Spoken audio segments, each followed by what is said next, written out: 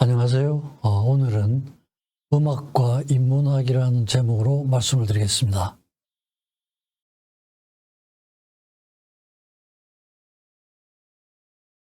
네, 대개 이런 순서로 말씀드리겠습니다. 서론 부분이 있고요.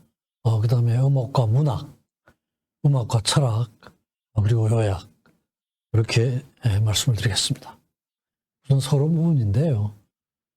문학과 음악은 이게 밀접한 관계가 있다고 볼 수가 있습니다. 둘 다 이제 인간의 심성의 표현이겠죠, 그죠? 그래서 그 표현의 차이에 따라서 글로 하면 문학이 되고 소리로 하면 음악이 되는 이런 관계입니다. 그러니까 기본적으로는 인간 심성을 표현한다는 면에서는 목적이 같기 때문에 여러 가지 이제 서로 만날 수 있는 점이 있다고 생각이 됩니다. 첫 번째는 처음부터 아주 자연스럽게 연결된 상태라고 볼 수가 있는데요. 종교의식이라든지 모든 종교의 예배의식이나 거기에서 나타나는 텍스트와 음악의 결합은 자연스러운 연결 상태라고 볼 수가 있을 것 같아요. 구약 성서에서 나타나는 시편, 그 다음에 유대교의 전통, 그리스 로마의 종교 문화, 디오니스 축제 이런 데서는 아마 처음부터 문학과 자연이 자연스럽게 만나는 그런 상태라고 볼 수가 있습니다. 두 번째는 음악이 선행하고 문학 텍스트가 첨가되는 그런 경우입니다. 그래서 선행하는 건 음악인데 그 후에 문학 텍스트가 첨가되는 이런 경우입니다. 유럽 중세에서는 아주 보편적인 현상이라고 볼 수가 있는데요. 그 가인들, 노래 부르는 사람들이 노래 가사를 종교적인 내용으로 개작을 한다거나 종교가 체계화되는 과정에서 필요했던 찬송가를 그걸 보충하는 과정, 그 다음에 르네상스나 바로크 시대의 외국 노래의 멜로디라든지 마르틴 루터나 바하의 선율에 텍스트를 붙이는 경우, 이런 경우들은 음악이 우선하고 거기에 나중에 문학 텍스트가 붙는 그런 경우라고 할 수가 있을 것 같습니다. 세 번째는 문학 텍스트가 선행을 하고 음악이 첨가되는 경우입니다. 뭐 대표적인 경우는 오페라라고 할 수가 있겠죠, 그죠? 오페라는 일단은 문학 텍스트가 있습니다. 대본이 있고 그 대본에 맞춰서 음악을 작곡하는 그런 경우가 되겠죠, 그죠? 그래서 이 오페라는 1600년경에 이탈리아의 피렌체를 중심으로서 나타나기 시작을 했는데 처음에는 이제 고대 비극의 그 텍스트와 음악을 연결짓는 이런 식으로 시작을 했죠. 그러면서 전차 이제 음악과 대본이 서로 조화로워야 되죠, 그죠? 그래서 작곡을 하는 사람들이 오페라를 작곡을 하기 위해서 텍스트를 스스로 쓰는, 자기가 쓰면은 자기가 쓰고자 하는 그 음악과 대본의 조화로움을 확실하게 할 수 있지 않겠습니까? 그래서 스스로 텍스트를 쓰는 그런 작곡가들이 나타나기 시작을 했습니다. 베를리오즈라든지 레온 카발로, 바그너, 무소록스키, 차이콥스키 뭐 이런 사람들이 문학 텍스트를 먼저 쓰고 거기에 음악을 결합하는 이런 형태로 이제 발달하기 시작을 했습니다. 그 다음에 이제 탐미주의, 예술 지상주의가 출현을 하는데 리알트 슈트라우스라든지 알반 베르크라든지 드뷔시 이런 사람들도 여기에 속한다고 볼 수가 있습니다. 네 번째는 표제음악의 출현입니다. 표제음악이라고 하는 건 작곡자가 음악을 작곡하고 나서 곡만으로는 자기가 뜻하는 바가 듣는 사람들에게 잘 전달이 되지 않을 것을 우려를 해서 곡에 대한 설명을 붙이는 겁니다. 표제, 제목도 붙이고. 아마 이 시작은 베토벤이 시작을 했습니다. 베토벤 교향곡 6번이 여러분들 잘 아시다시피 전원교향곡으로 되어 있죠.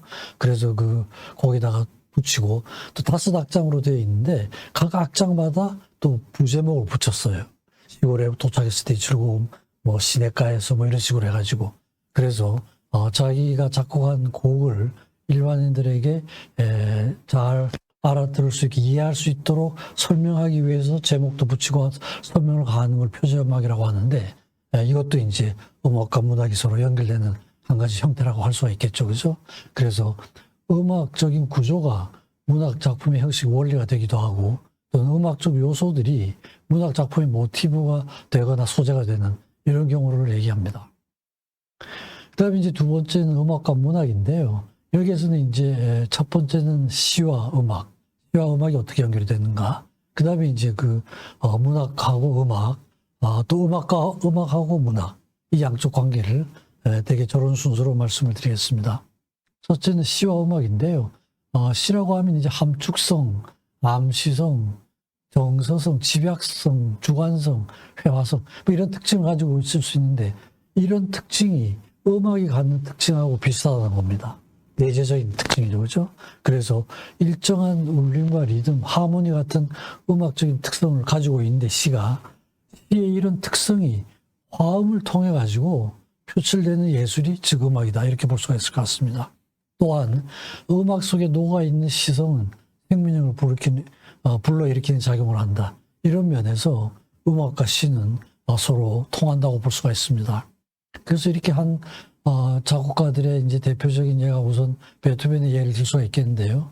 여러분들 잘 아시다시피 베토벤 9번 합창교향곡이죠. 합창교향곡은 마지막 4악장에 합창이 있는데, 그 합창의 가사가 시를 가지고 온 겁니다.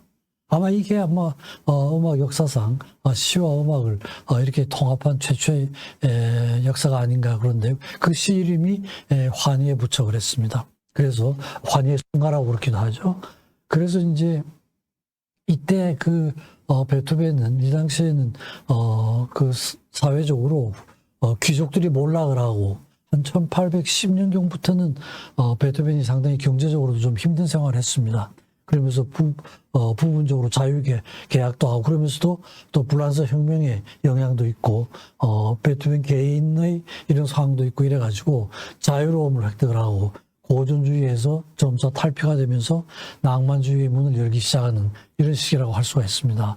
그래서 그 교향곡에다가 합창을 삽입한다, 통합을 한다, 이거는 뭐 이전 작곡가의 생각으로는 도저히 상상도 할 수 없는 이런 아주 창의력인 그런 변화였죠. 근데 일단 베토벤이 하고 나서 그 이후에 베를리오 낭만주의 시대죠. 리스트, 마할러, 슈트라우스 이런 사람으로 인해서 이제 표제음악 발상에 영향을 줬다고 할 수 있습니다. 베토벤으로 시작을 해서 이제 여러 사람들이 조금씩 다른 형태로 발전을 한 것이죠. 그래서 이런 과정이 문학과 음악의 결합에 진보적인 양상을 보여줬다, 이렇게 볼 수가 있습니다. 그래서 베토벤은 언어가 지닌 자유로운 표현, 언어 표현은 좀 더 자유롭다 할 수가 있죠, 그죠? 그 잠재력을 음악하고 결합을 해서 음악의 효과를 극대화시켰다, 이런 평을 듣고 있습니다. 근데 이제 베토벤에게 있어서 이런 과정이 가능했던 이유가 베토벤 자신이 문학에 대한 관심이 많았죠. 독서를 어마어마하게 많이 했습니다. 셰익스피어에 대한 관심도 많았고, 그다음에 영웅전, 그다음에 호모, 옛날 책도 그렇고, 그 당시에 괴테, 칸트, 헤겔 철학서적에도 관심이 많았고요. 그리스 로마 신화, 철학서적들 이런 거에 대한 관심이 많아가지고 음악적인 그런 작곡을 할 때 아예 아주 기본적으로 문학적인 그런 기본 베이스를 가지고 있었던 이런 경우가 많았던 것 같습니다. 근데 그게 이제 구체적으로 실천이 된 거죠, 그렇죠? 실러의 시는 이게 이제 실러가 아주 괴테하고 아주 친했던 사람이죠.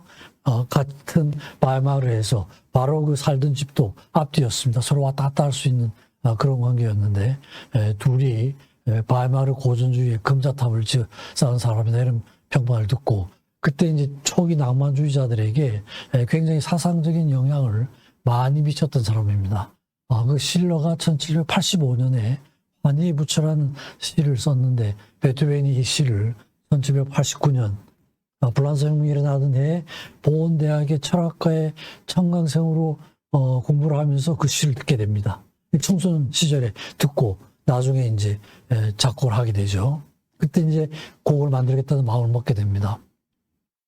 그래서 그 시 중에서도 그게 상당히 정치적인 그런 내용이 많이 들어가 있는 그런 시였는데요. 그게 이제 그런 부분은 좀 삭제를 하고, 또 내용도 조금씩 바꿨습니다. 예를 들어서 실러의 시에 모든 거지들이 제후들과 형제가 된다, 이런 규절이 있는데, 그걸 이제 베토벤이 바꿔가지고 모든 인간은 서로 다 형제가 된다, 이런 식으로 바꿨습니다. 그래가지고 가사를 조금씩 바꾸기도 하고, 그러면서 음악하고 시를 통합을 해가지고 음악 역사상에서 가장 뛰어난 곡이라는 그런 평을 듣고 있는 곡이죠. 베토벤 9번 교향곡이 완성이 됐습니다. 그것뿐 아니고 또 베토벤은 멀리 있는 애인에게라는 성악곡을 썼는데요. 이게 이제 또 연가곡입니다. 연각 6개의 시가 서로 연결이 되는 곡이 연각, 서로 의미를 가지면서 서로 연결이 되는 곡인데, 이게 이제 이 곡의 형식도 베토벤이 처음 고안해낸 겁니다. 그리고 이게 나중에 이제 남만주의에 가서 슈베르트, 마을러에 가서 이제 발달이 되죠. 그 시를 가지고 또 곡을 지었고요. 또 겔레르트라는 사람이 쓴 시가 있는데 그 시에 의한 6개의 노래 이래가지고 시를 가지고 성악곡도 작곡을 많이 했습니다. 그 다음에 슈베르트도 그 성악곡을 굉장히 많이 했죠. 근데 이제 그게 주로 그 가사가 된 게 시였습니다. 피레르 밀러의 아름다운 무박한 아가씨라는 이런 그 연가곡을 썼는데, 이 밀러라는 사람은, 이 시인은 자기의 시가 예술 가곡의 가사가 됐으면 좋겠다 이런 생각을 하고 작시를 했던 것 같아요.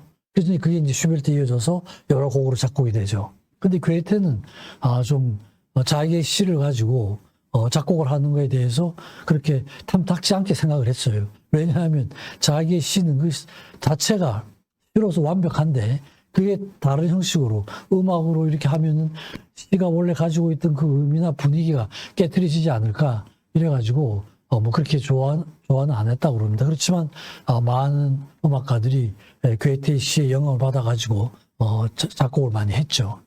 아까 그 말씀드린 그 밀레 시집인데, 원래 시집은 방랑하는 어느 호른 연주자의 유고 원고에 담긴 시, 아주 긴 시인데요. 그 중에서 이제 77편의 시가 수록이 되어 있는데, 그 중에서 그 아름다운 물박한 아가씨 첫 편이 23편의 시 중에 20개를 가지고 노래를 만들고, 두 번째가 그 유명한 겨울 나그네입니다. 겨울 나그네도 저 시집에 있던 내용입니다. 그래서 겨울 나그네를 주제로 해가지고 24곡의 그런 곡을 지었죠. 그래서 이 겨울 나그네에 와서는 시와 음악이 거의 동격이 되는, 시가 음악이고 음악이 시인, 어떤 게 우선하고 어떤 게 따르고 이런 과정이 아니고 시와 음악의 등가적인 결합이 이루어졌다, 이런 표현을 쓰고 있습니다. 그래서 시가 즉 음악이고 음악이 즉 시가 되는 이런 상태가 됩니다. 슈베르트는 그러한 연가곡들 외에도 시를 가지고 작곡을 많이 했습니다.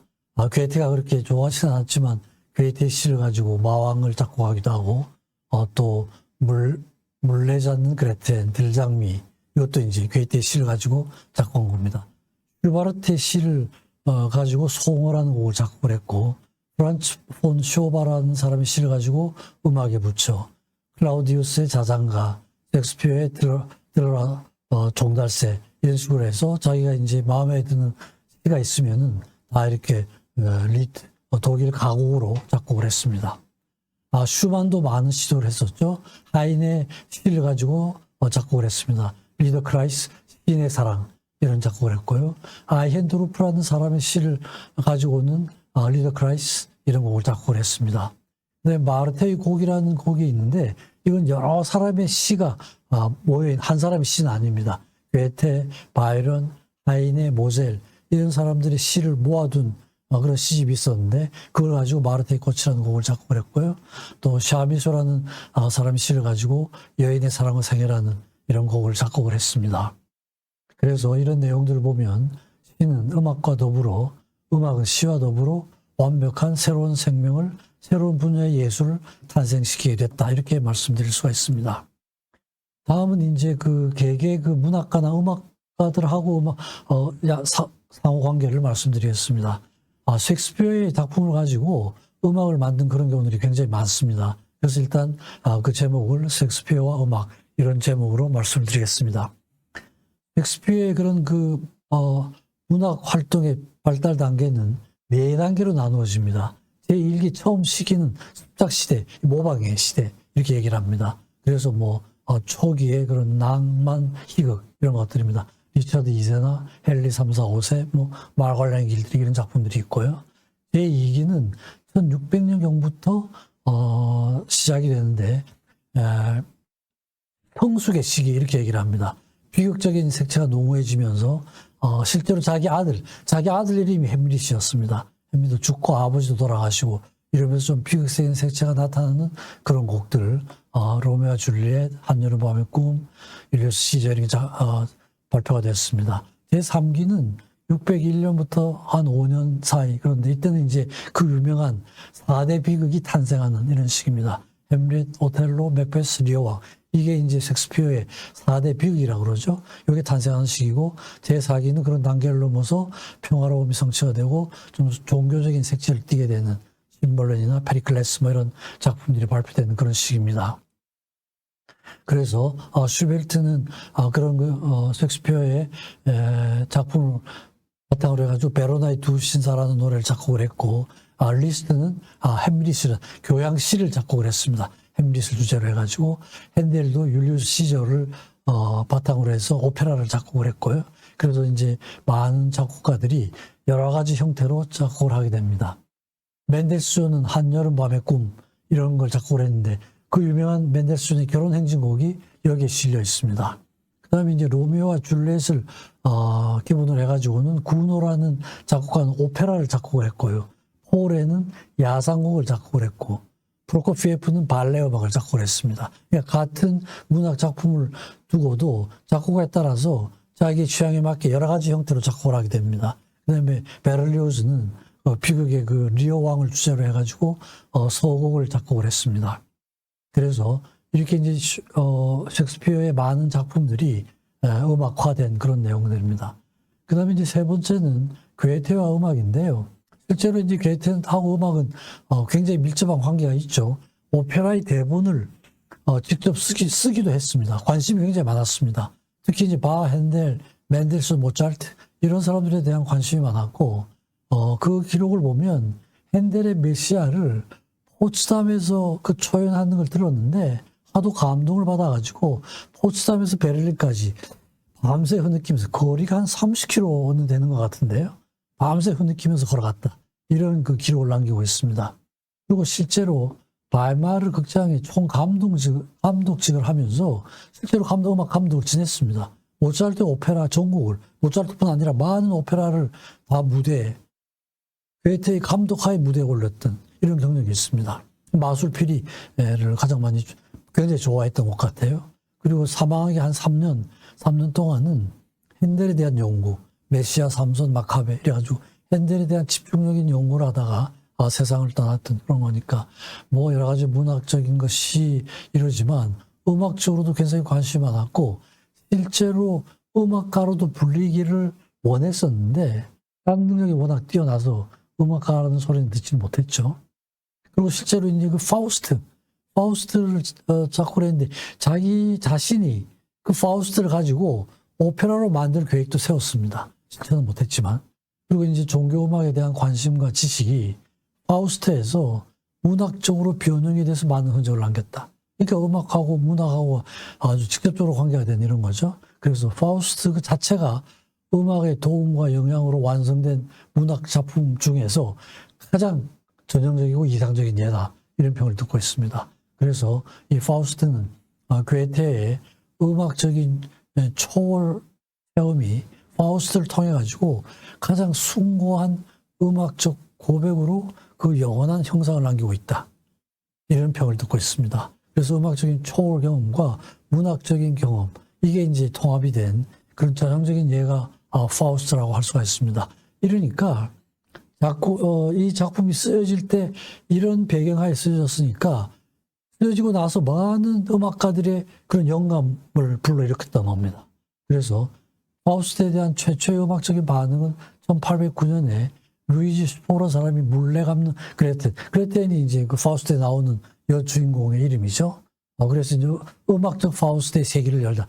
저걸로 시작을 해서 이제 많은 음악들이 작곡이 된다 이런 얘기입니다. 아까 말씀드린 것처럼 슈베르트가 가곡 물레 감는 그레텐, 파우스트에 나오는 주인공입니다. 근데 이 곡이 600여 곡의 가곡을 썼는데 그 가곡 중에서 가장 뛰어난 예술적인 완결성을 보여준다 이런 평을 듣고 있습니다. 그 다음에 그 괴테의 파우스트에 보면 그 벼룩의 노래가 나와요. 그 이제 그 내용을 자세하게 말씀드리긴 어렵지만 어쨌든 파우스트가 그 영혼을 담보로 해서 맵스터펠리스에게 젊음을 파는 겁니다. 같이 가서 라이프치히 선수집에 가서 대학생이 노래를 부르니까 거기에 대해서 메피스토펠레스가 답창으로 벼룩의 노래라는 걸 부른다 하는 게 나옵니다. 이걸 보고 벼룩의 노래라는 작곡을 많이 한 거예요. 그래서 무소글스키가 벼룩의 노래, 베토벤도 벼룩의 노래라는 작곡을 했습니다.